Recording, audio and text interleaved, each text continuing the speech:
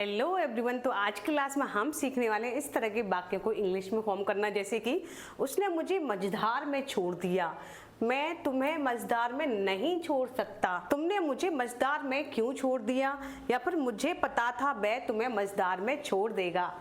इस तरह के वाक्य हम हिंदी में तो बोल लेते हैं, लेकिन क्या आप जानते हैं कि इंग्लिश में इसको कैसे बोला जाता है?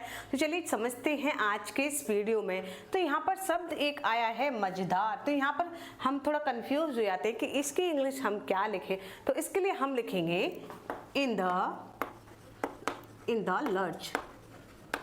मझधार के लिए हम क्या लिखेंगे? In the lurch. तो चलिए सेंटेंस में इसका यूज कैसे करें जानेंगे आज के इस वीडियो में। तो पहला सेंटेंस हमारा, उसने मुझे मझधार में छोड़ दिया। तो छोड़ दिया, सबसे पहले सेंटेंस को समझेंगे। छोड़ दिया मतलब ये पास्ट इंडेफिनिट का टेंस है। तो इसमें हम क्या करेंगे? सेकंड फॉर्म का यूज करेंगे। तो उसने मुझे, तो इसके लिए हम लिखेंगे ही। छोड़ने की हो गई लीव, लीव की सेकंड फॉर्म हो गई लेफ्ट। तो लिखेंगे हम ही लेफ्ट, मुझे छोड़ दिया मी, ही लेफ्ट मी। उसके बाद हम लिखेंगे इन द लर्च।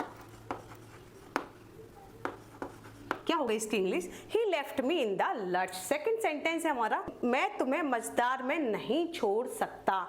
तो यहाँ पर क्या है? सकता, सकती, सकते। ठीक है, तो यहाँ पर हम क्या लिखेंगे? सबसे पहले आई, सकता, सकती, सकते जहां भी आ जाता है तो हम कैन का यूज करते हैं। तो इसके लिए हम लिखेंगे आई कैन नॉट, छोड़ने की हो गई leave, I can not leave. तुम्हें यहाँ हम लिखेंगे तुम्हें की you, I can not leave you in the lurch.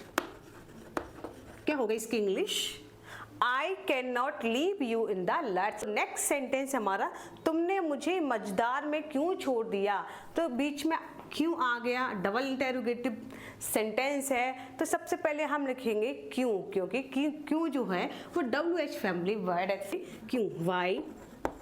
छोड़ दिया आ गया है, तो यहाँ पर ये क्या है? पास्ट का भी टेंस है, डबल इंटेरोगेटिव पास्ट का टेंस। तो यहाँ पर हम डिड का यूज करेंगे। वाई डिड, तुमने मुझे आ गया तो यू, वाई डिड यू। उसके बाद हम लिखेंगे leave me, why did you leave me in the lurch. Why did you leave me in the lurch, यानी तुमने मुझे मझधार में क्यों छोड़ दिया। नेक्स्ट सेंटेंस है हमारा, मुझे पता था वह तुम्हें मझधार में छोड़ देगा। तो इसके लिए हम लिखेंगे, मुझे पता था, इसके लिए हम लिखेंगे आई नो। क्या हो गई? I know he would leave you. यहाँ पर तुम्हें है तो यहाँ हम इसके लिए लिखेंगे you leave you in the lurch. क्या होगा इसकी इंग्लिश?